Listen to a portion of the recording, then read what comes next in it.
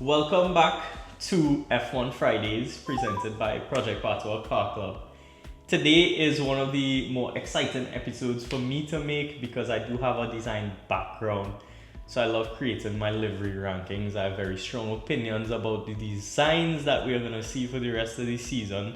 So I'm very excited.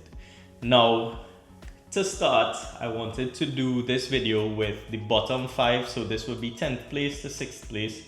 Following video, we'll do 5th place to 1st place. And this year we had, for the 75th anniversary of Formula One, there was a launch event where for the first time, all 10 teams came together and released their car liveries on one stage, which was amazing. They kind of went down the order, starting from last place in constructors to 1st place. So we started off with steak, moving up. And some of the reveals were actually amazing in terms of the production and the showmanship. I think for me, my favorite was Aston Martin because they had Thames, big up Thames. Also, that 007 theme I think was amazing. Now, getting into the actual event itself, a lot of people said that, a lot of purists said that this could be a flop. I don't think it's the direction they should go in. Long story short, I enjoyed it. I think sports should be entertaining, and this is moving in the right direction for Formula One. We found that people from all walks of life tuned in to this event because it turns the sport into a bit more pop culture, makes it more relevant to the wider audience, which I think is great for the sport and growth. So for the haters, I don't think it was a failure whatsoever. I enjoyed it. Now, let's get into my rankings and we'll start with 10th place. Now, I mentioned before that Aston Martin had the best entrance in my mind. I think that reveal was kind of disappointing when we saw the car. The car itself, for me, was very underwhelming. I think that green is iconic and they weren't able to really make most of it. Their cars seem to look best when it's fully covered in that green. And just keep it simple. I believe they had to shed a lot of weight for this season.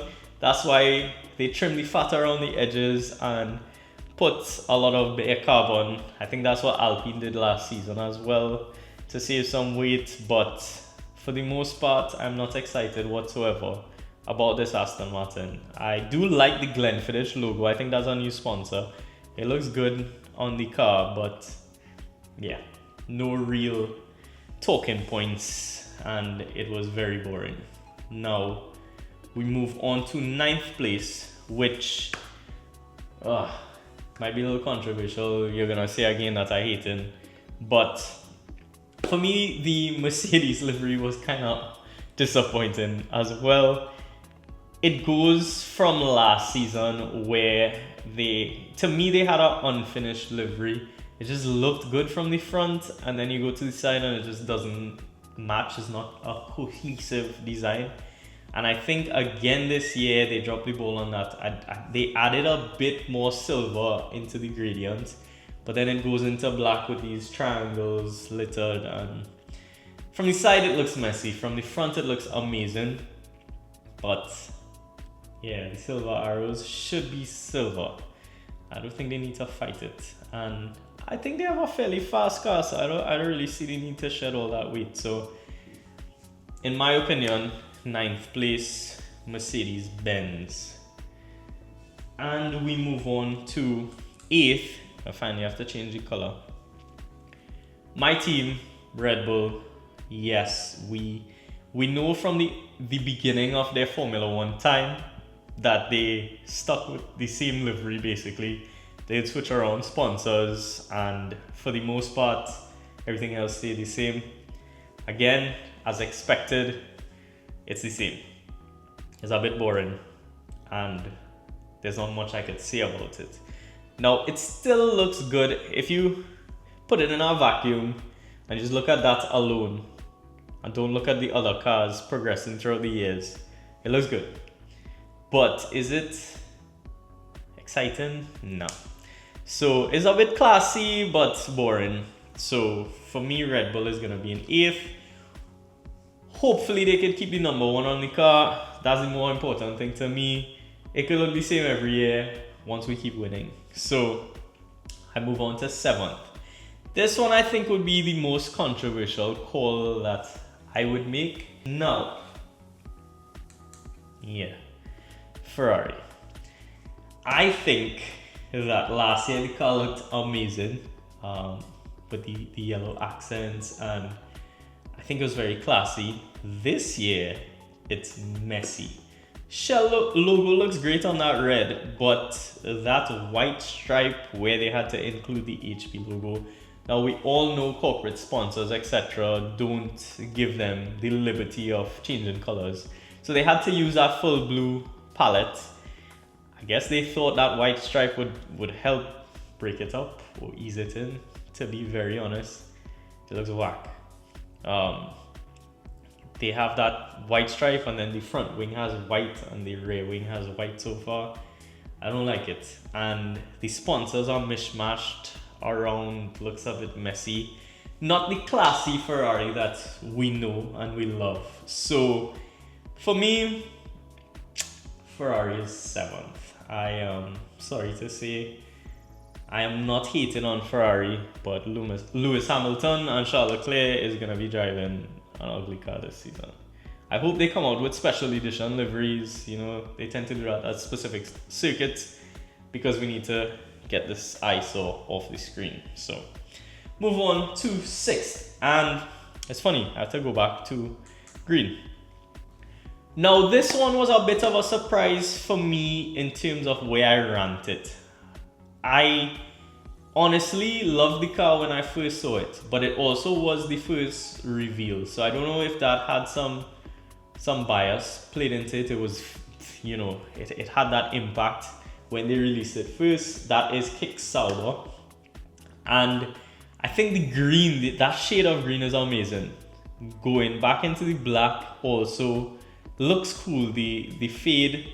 However, I think they could have pushed the green a little bit more into the car, because from the side it just looks like the top is green and then there's that split in the black. So again, I think they're saving weight. One of the slower cars, if not the slowest car moving into this season. It is what it is. Love the shade of green.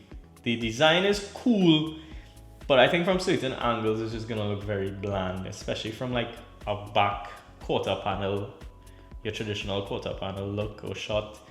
It's just gonna be black. So yeah, for me, that would be my bottom 5 livery rankings. I will go through them again quickly. I have in dead last Aston Martin. I have in 9th place Mercedes-Benz. In 8th place Red Bull. In 7th place, the controversial call, Ferrari. That white stripe, can't get over it. And then in 6th place, we have Kick Sauber. Now, yes, I think the Kick Sauber green looks better than that Ferrari. Sorry to say.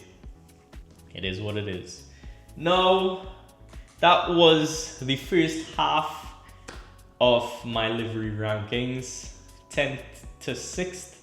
Next week we will have my top 5, which I'm very excited for. It was very difficult for me I've moved these back and forth quite often, but look forward to that. You'll see my number 1 top livery for this 2025 season.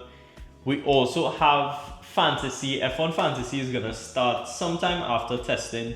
I did check online and it's not open to renew the leagues yet. I will have 2 leagues. I will have the usual free league, which you just join with the code, have fun. I will try to do some prizes weekly. I will also have a paid league. For those interested, please DM, message, comment. I will add you to our WhatsApp group. Depending on how many people we get, we'll discuss what the buy-in is gonna be and what the payouts are gonna be. We'll come up with something fun and make sure everybody is enjoying the whole season. We'll make sure you can win prizes going throughout. And keep in mind, testing begins next week in Bahrain. This will be our first look at the actual pace of these new cars. And after that exciting event, I think everyone is ready to get the racing started. So I think the first race is in about a month. So after testing, we have a few weeks and then we get right into it. So thank you again for viewing F1 Fridays. This is the third official episode. Look out for the following, which I will do my top 5. Let me know if you agree or not with my rankings. Yes, Ferrari is ugly.